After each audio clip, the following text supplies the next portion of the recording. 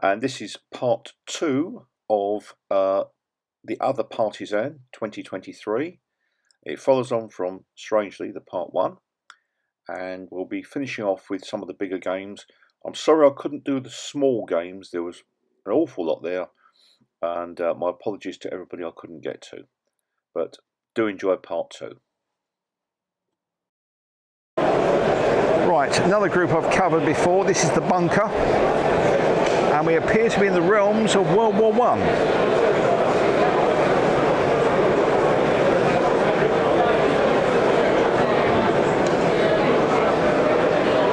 There's an observation balloon over there.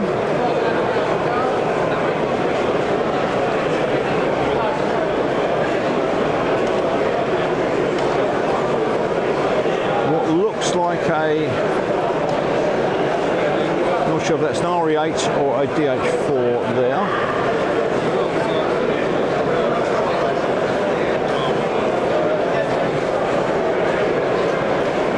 And various troops advancing across that river over there. Right, I'm reliably informed that we're on the road to Aleppo. That is Aleppo. The troops coming down the road over there are actually German and Turkish. Over there. They're trying to cross the major river in front of us, and they're trying to get into Aleppo. However, they're under ambush.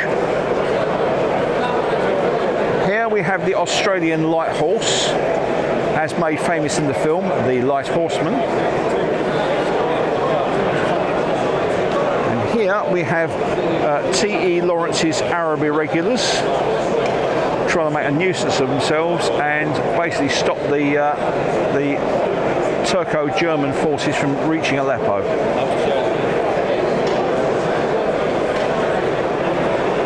Looks like more Arab irregulars on that side, and possibly over there as well.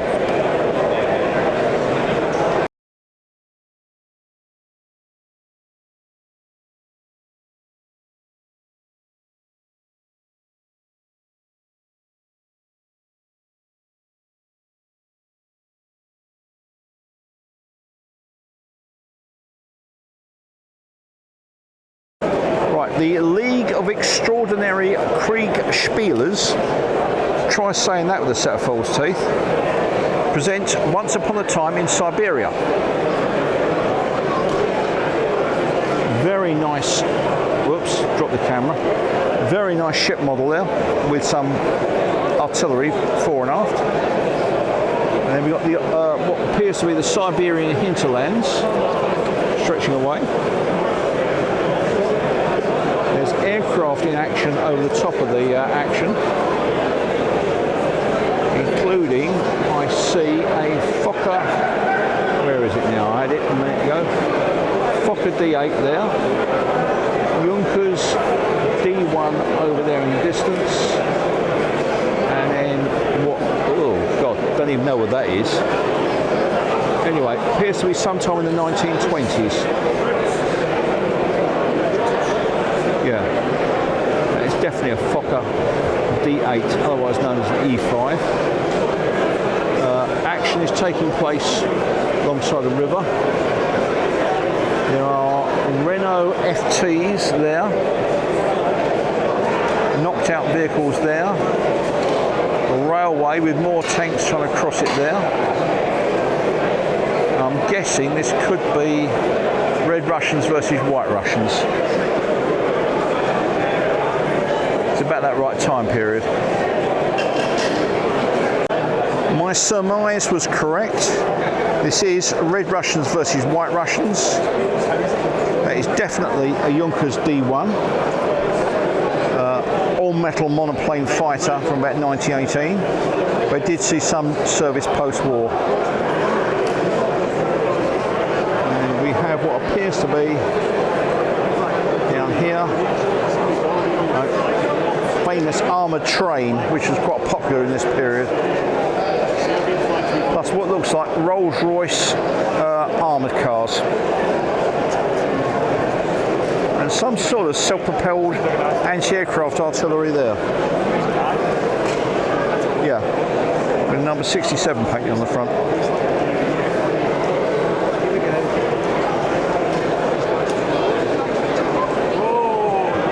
All in all, nice little game. One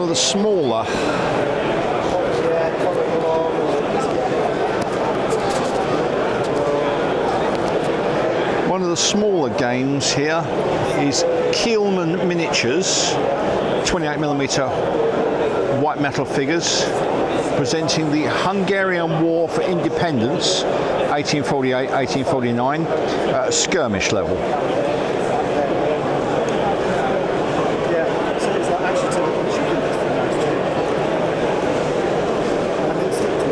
And here we are, very small tableau.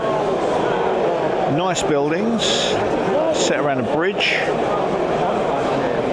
Skirmish level engagement between troops.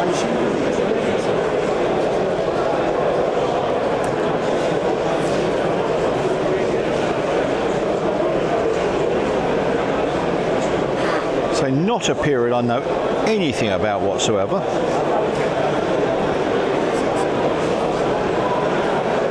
An interesting array of rare and unusual sources.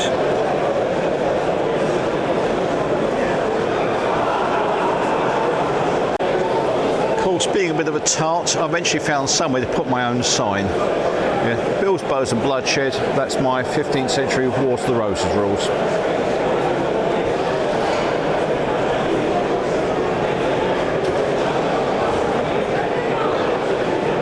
A product placement there from the director. Bills, Bows and Bloodshed, a fresh look at the old hack and slash. Another subject close to my heart, of course, is Wings of Glory.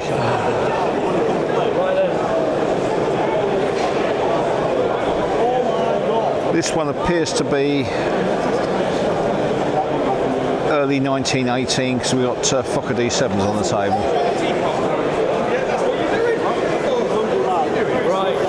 Including a very nice one there.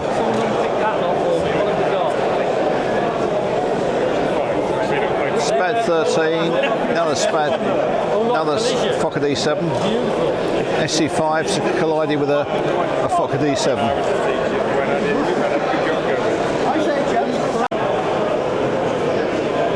Huntingdon and District Wargames Society.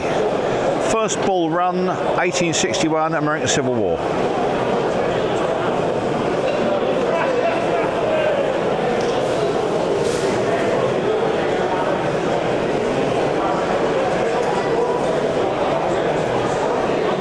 I take it this is the Bull Run stream they're fighting over.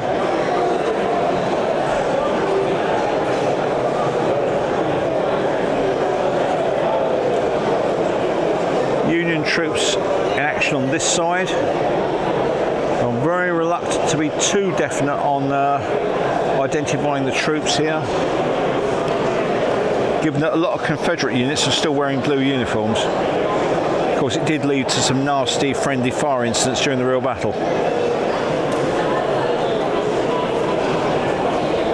Confederate unit there on the move. And I take it the stream in front of us with this bridge is actually the Bull Run itself.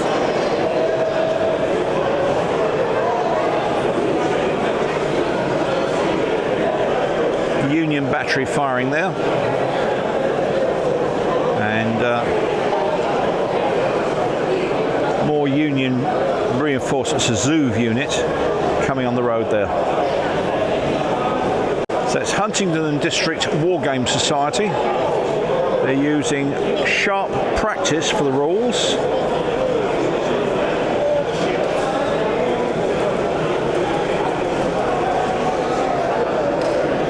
And there is a column of Union troops advancing into that next field, I presume to face off against that that Confederate unit over there.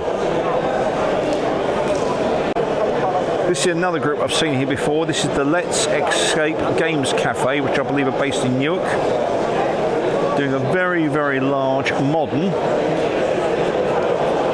set over there.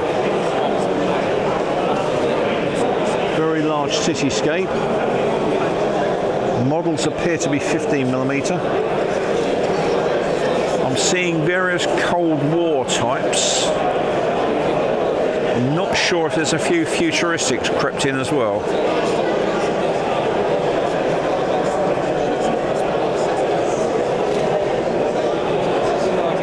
So it's the Letsxcape Games Cafe of Newark.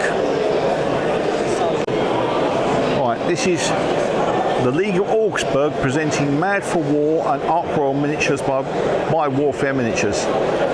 Very, very small scale. Can't tell what size they are. Dinky little things. And this is the Anglo Dutch naval wars of the 17th century. Extremely small models. I'm tempted to think somewhere between 1/3000 and 1/6000 scale, but as there's nobody here to speak to, I can't tell you.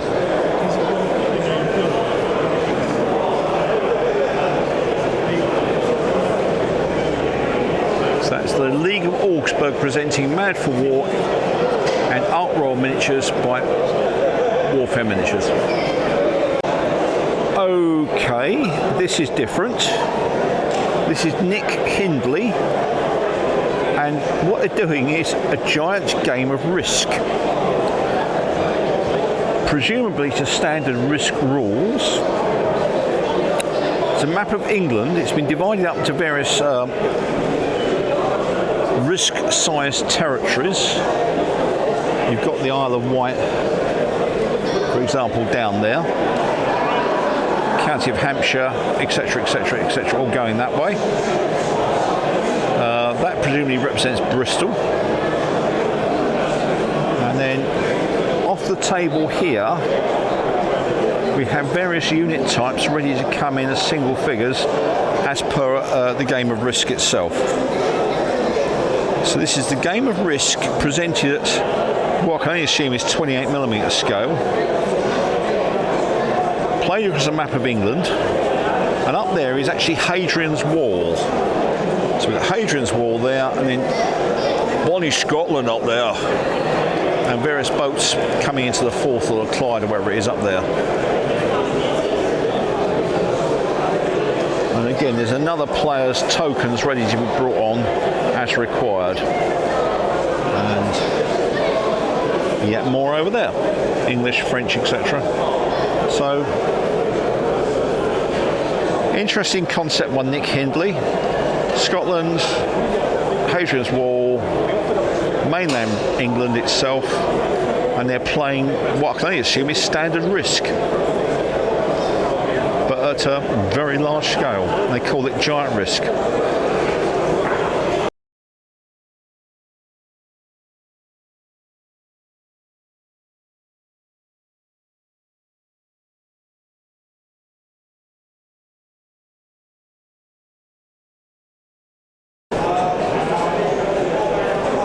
Right, this is Eagles and Lions Wargaming. Now doing the Battle of Graus, Graus, 1063 AD.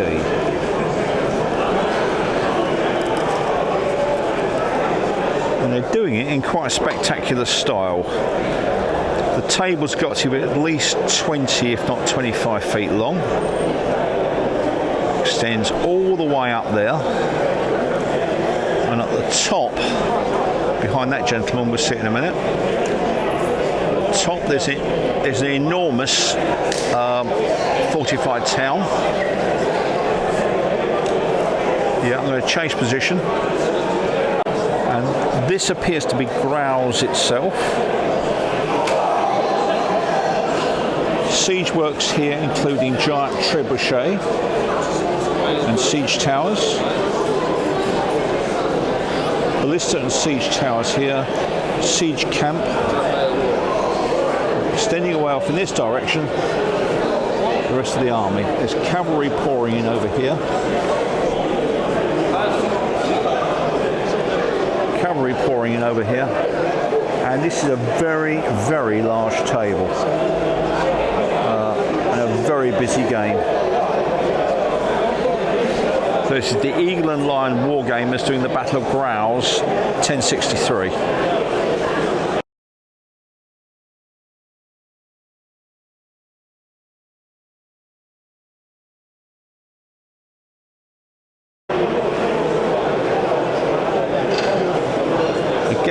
This is the Northamptonshire Battlefields Society. They always put an interesting display, various bits of armour, equipment, replicas of the round shot that was found at the Battle of Northampton from 1460.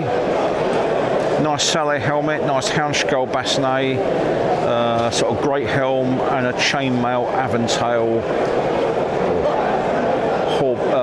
hood there. That's the Battle of Naseby,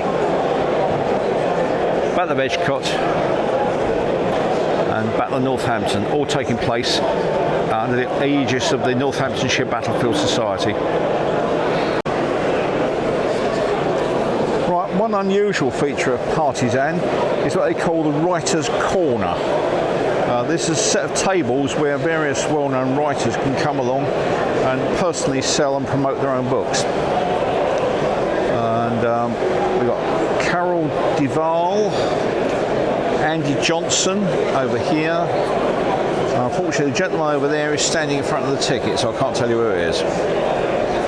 So this is Writer's Corner at the Newark other Partizan. And the other author is Harry Sidebottom. So Harry Sidebottom, Carol Duvall, and the gentleman at the end whose name I just forgot. Writer's Corner at Newark.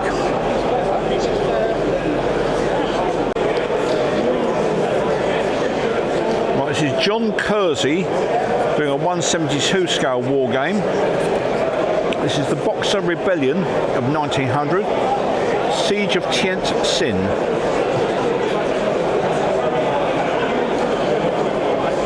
Suspiciously Roman looking wall there, but we'll pass on that. But the figures do look nice.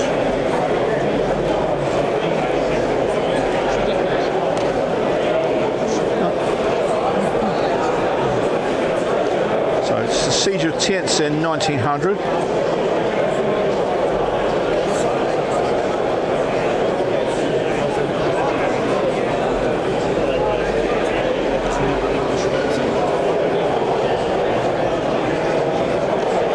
Japanese advancing there.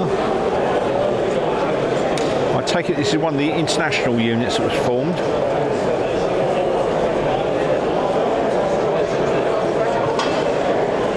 There we go. Done. That about wraps it up for Other Partizan, which is the second event of the year. If you'd like to hang on for my tail ender, I will link you to the Spring Partizan, Part 1 and Part 2, and you can compare the events. I hope you enjoyed that and hang on for the tail ender. This has been a Warspite production. If you've enjoyed this, please leave a thumbs up. If you've really enjoyed it, please feel free to subscribe. I look forward to seeing you next time. This is Warspite out, and have a very good day.